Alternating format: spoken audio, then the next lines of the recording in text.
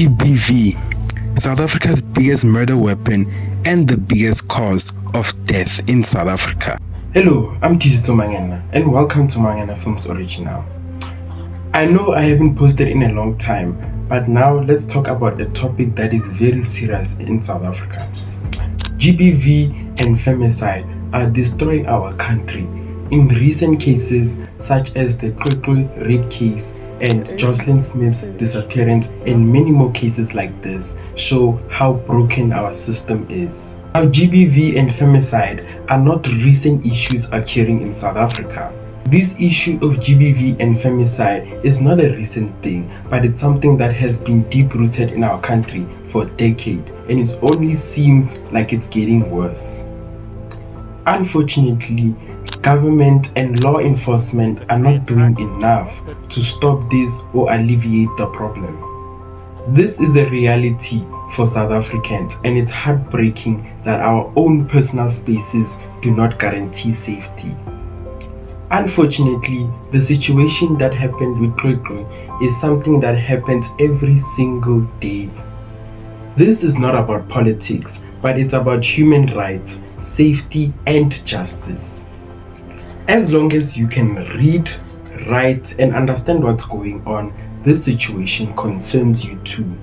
In this video, we are going to cover up about the effects of GBV, its causes, and what we can do as South Africans.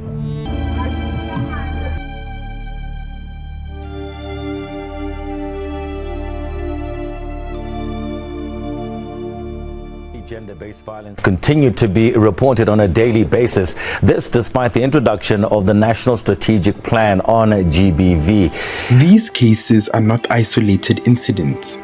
They prove that the system that is meant to protect us is broken. From children going missing to rapists walking free, every failure of justice sends a message to victims that they don't matter. CweCwe's case, a 7-year-old girl was raped in a school environment, and instead of immediate action, the case has been clouded by delays in defenses of the school leadership and government. Why is this happening in a place where children are supposed to feel safe? The case is trending on social media despite it happening a few months ago. Joshlin Smith, a 6-year-old who went missing last year in February from her home in Saldanha Bay in Western Cape. She is a young girl missing for over a year, and justice feels slow. Last week was supposed to be the final week of the Joshlin Smith trial, but you know, it's South Africa. Unfortunately, her mother is accused of being responsible in her disappearance. How is it that a child can just vanish and with no answers after a whole year? 19-year-old Uyenene Mretana, a UTT student who was raped and murdered at a post office in Cape Town. The sad part of all of this is that this took place next to a police station and nothing could have been done for her. This case ignited the #AmINext movement in South Africa. Reeva Steenkamp, killed in 2013 by athlete Oscar Pistorius. Oscar was given multiple chances by the justice system, exposing how even high-profile cases do not always result in proper justice. There are very more high-profile cases, but let me just give a few. The rape of an 8-month-old baby. Of 3 women found murdered in their Sobantu home. The bodies of 5 women have been found in the South Coast settlement over the past 4 months. The body was found on Thursday. She had been raped and strangled. Unfortunately, every day, South African women and children are attacked, murdered, and raped on a daily basis, and these names never make the headlines or even make it on a police case document. A report done in the Eastern Cape shows that 45.9% of crimes against children are rape. Unfortunately, that number increases by the day, not just in the Eastern Cape, but in South Africa. Now we ask ourselves, who are protecting these predators? It's not just the criminals committing these acts that are the problem, but it's also the people who are defending them. You are here telling us about a child of 7 years old who's fresh and thick.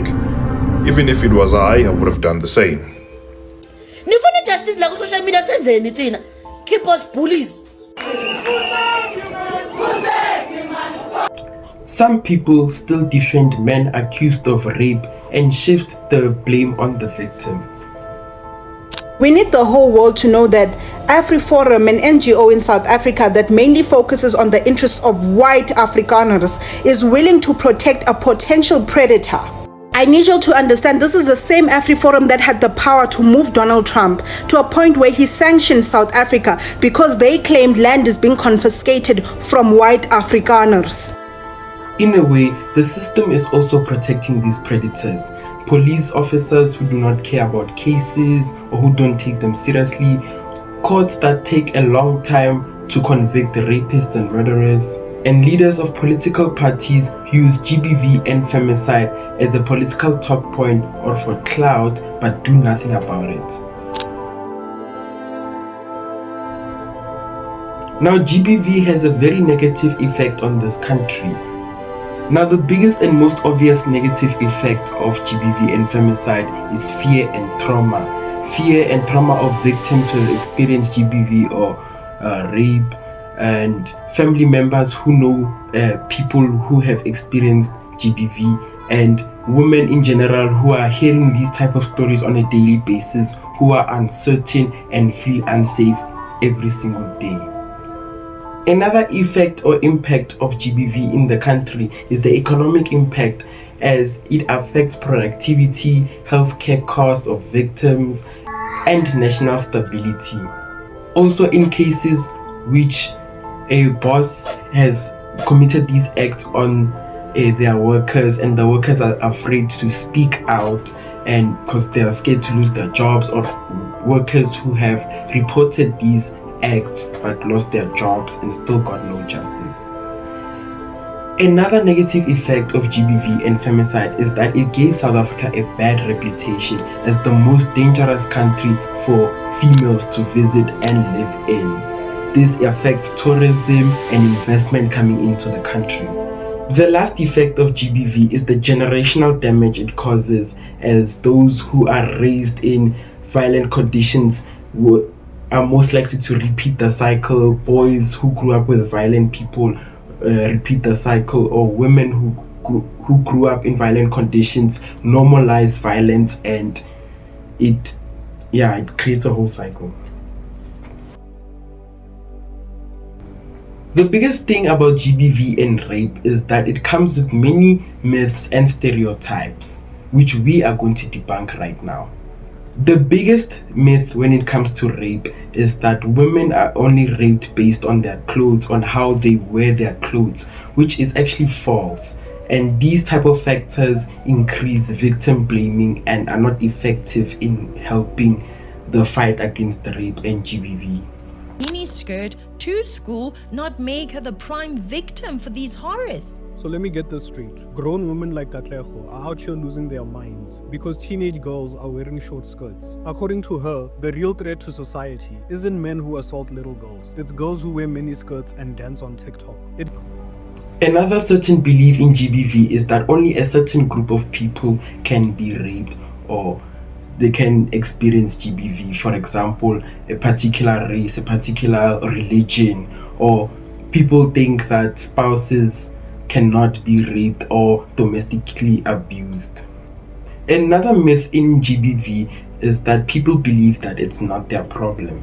When we live in a society, when we are together, it's everyone's problem. As long as you can understand what's going on, you can help. It's your problem, it's your concern rather. When we think about GBV and femicide, we need to think about its causes. What causes GBV and femicide?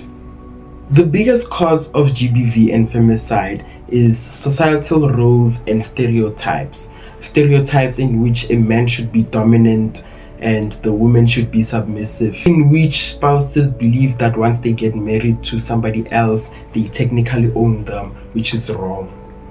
Lack of policing and justice. When there's lack of policing and justice, perpetrators commit acts knowing very well that they might get away with it. Even though they do get caught with it, they know very well that the case might take a very long time to process, and in some cases that the perpetrator does not end up going to jail, or the victim might not get the justice that they deserve.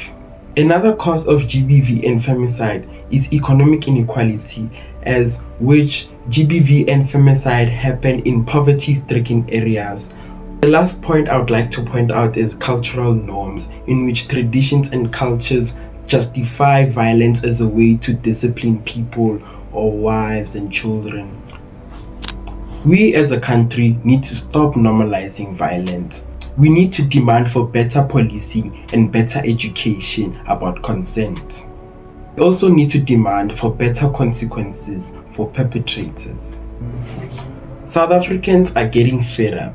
We've been signing petitions, protesting, marching, dedicating holidays to GBV and spreading awareness, but unfortunately the numbers are not going down. But if we unite together, we might fight this big murder weapon. Let's act now that nobody has to suffer like these people did. Thank you for watching this video. Please like, share, subscribe, and thank you for watching.